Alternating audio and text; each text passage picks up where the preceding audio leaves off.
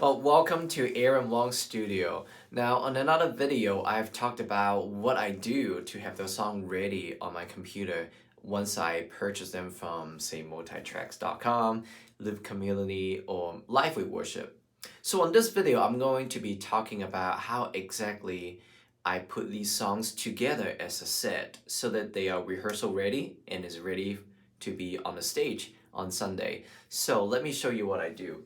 Now, so here I got this file open and I have a few markers here, they call locator ready, and I have labeled them what song they are. So let's say the first song, let me zoom in here. I'm gonna bring my cursor right over here on top, click and drag down so then I could maximize, start zooming in more. Let me double click, right click to make that one bar, and that's what these lines are representing.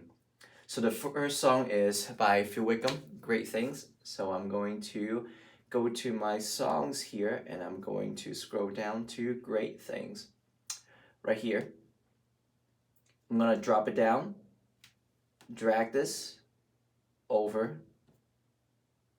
Alright, so now here are all the multi-tracks that I have. And I also have the click track, the guide cue. I talked about having the pro presenter cue. So what that is that in the back, musicians are watching the slides in the back as we play and sing, lead the songs, and it has chords to come with it. So we're not staring at the music stands as we play. But you also notice there's a FOH, which stands for front of house slide, so that people would actually see the screens, the words that they are going to be singing, worshiping with us. And they don't always line up because we need to see a bigger chunk of chords and lyrics while people need to break up the lines a little bit more, so then the words could be bigger for them to follow. I also have the arrangement here, so that way for me to know at any given point of this multi-tracks here, where am I in the song? And that's very important. All right, so let's have a listen. This is what I got.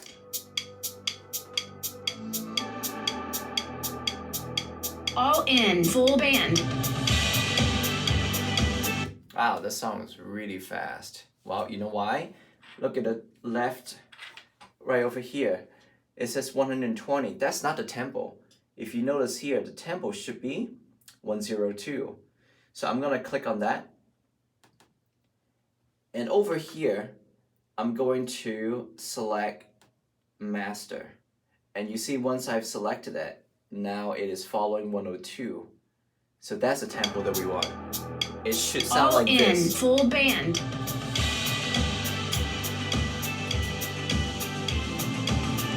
All right, this is what I like. Well, here's a problem though, because I already have a drummer. So I'm gonna take out the drums. You know what? In fact, I'm gonna mute it. I'm gonna select over here so I'm not listening to that anymore. I don't need the bass. I don't need the synth bass. I don't need the acoustic guitar. I don't need the background vocals or the lead vocal or the choir. I'm gonna take that out. I'm gonna ignore the stop track right here. All right, this is kind of about what I know I have to be on the worship team already. I have electric guitar players, so let me listen to what these two tracks offer for me though. So let's solo this one.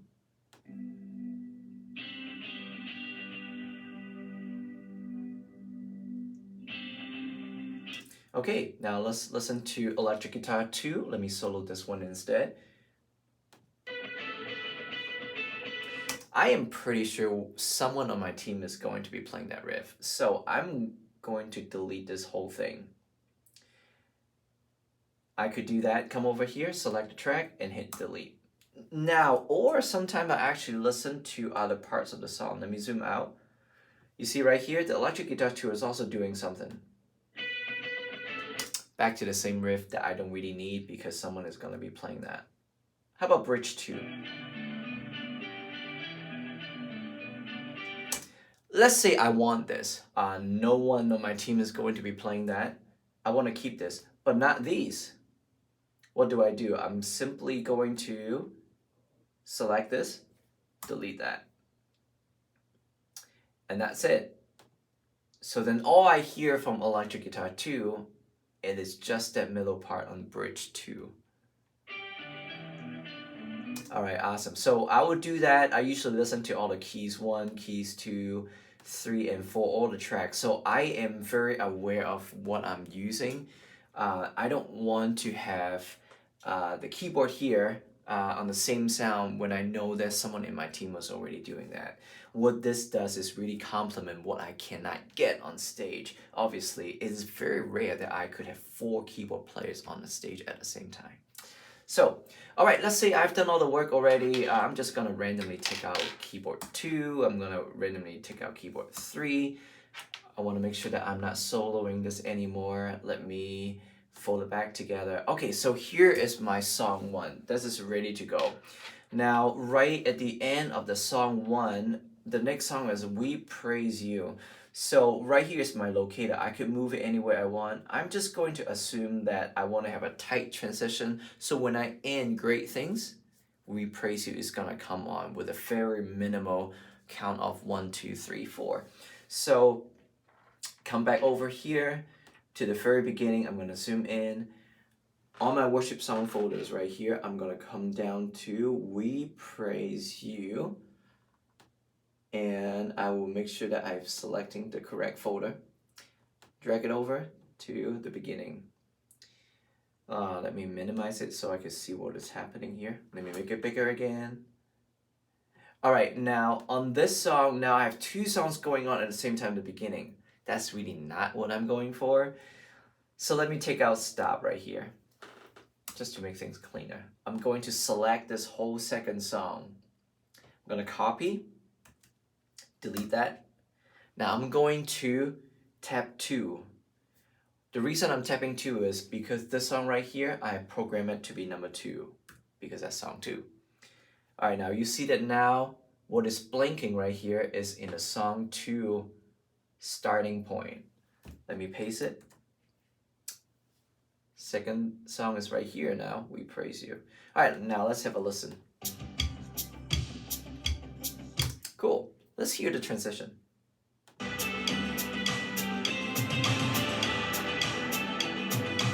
End. 3, 4. Intro. 1, 2, 3, 4. Did you hear the song slow down? And that's because this song, the second song, is in 82. That's the tempo marking. And because I have made sure that this click track is on master instead of slave. So then whenever the cursor go to this area, it is going to follow the tempo that I want it to be. All right, cool. Now I'm gonna do the same thing like I did. I'm gonna listen to the tracks. Let me deselect the drums. I don't need the drums. Hey, I don't need the bass here anymore. You know, I don't need the acoustic guitar. All right, so on. I've done that. Now on this song, I realized there are 4 bridges right here. Great for the recording, but for me on a Sunday morning, I really just want 3, not 4. So how can I take that out in a way that is not weird? Let me zoom in. Let's say I want to take out bridge 2. I simply highlight bridge 2, delete that, and on top right here, delete that. I'm gonna highlight from the top all the way to the bottom, all the tracks to the end of the song. Simply fill up the space. Is that gonna work? Let's hear it. Repeat. Okay, it is a little funny. Well, that's because if you look over here, this random crash just suddenly come in. You see this little square? I'm gonna drag over to the left. Now this crash sound is more complete now. It has a definite beginning and going into the ending, not randomly chop off because I just took out bridge 2. I'm gonna do the same thing for the electric guitar 1. Like that. Ooh, look at that. No wonder it sounds a little weird. I'm gonna drag it over. Electric guitar 3, over and so on like that. Now, usually when you have something before and something after, in that little transition there where I split the track, Ableton Live does a very good job to make it sound natural, so I'm gonna leave it alone. But on keys 2, you can see that it's from a very, very quiet sound to quite a lot. So I'm gonna make it just a little bit more smooth going into that transition by dragging this on the left. So volume's coming down this way while the other volume is coming up. I'm gonna drag this to the right. I'm gonna do something similar right here. I really don't need a vocal and choir, but let's just do that too. Now let's hear what the difference is. Repeat. All right, I can use it now. All right, I'm gonna leave that alone. So that's how I could adjust different part of the song I want it or not, which is very important that when I prepare the song, each part of the song, or the verse, chorus, bridge are very, very clearly highlighted. It saves me so much time when I need to do all this adjustment. I can even do that on stage. During rehearsal, if someone say, you know, I really want to cut out chorus 3, I can do it probably in about 30 seconds. All right, so let me take these, click track, guide cue, Pro Presenter, all that, to the same tracks that I've been using that I've assigned for that. That just saves a little bit power from the computer, so then it helps the computer to run things a little bit smoothly. Alright, so here are the two songs. Now, I also added a locator here for transition. The reason I do that is that transition means everything when I have a worship set. So a lot of the time in rehearsal, I will actually want to go through the transition specifically. So by doing that, I don't have to play through the entire first song just so that I could work on a transition to the next song. I could have a transition here. All right, guys, ready? We're gonna have one bar and then we go to the ending. So then we can work on transition to the second song. All right, great. Now, the third song right here, I have Turn Your Eyes. So let me go ahead and find Turn Your Eyes over here on the left. Where? Just right here. I'm gonna come to the beginning, drag the song over here. I'm gonna minimize everything. Zoom out. I don't need the stop track anymore. Select the whole area. Copy, delete, press 3 now because I'm going to song 3 and paste it. All right, right now this is exactly what I want it to be. Now, let's take a listen. Remember each line right here, they represent the bar line. They are like the beginning of each measure. That's a beat 1. Let's take a look. Intro. 1, 2, 3.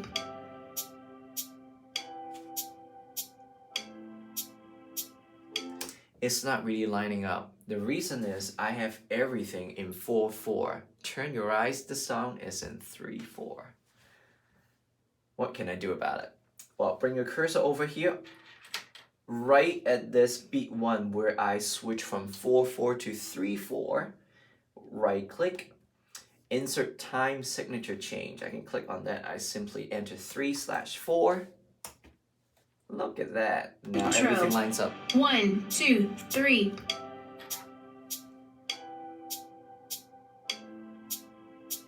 That makes all the editing a lot easier for me. If I ever have to take out a chorus, I don't have to find, okay, where is beat 1 again?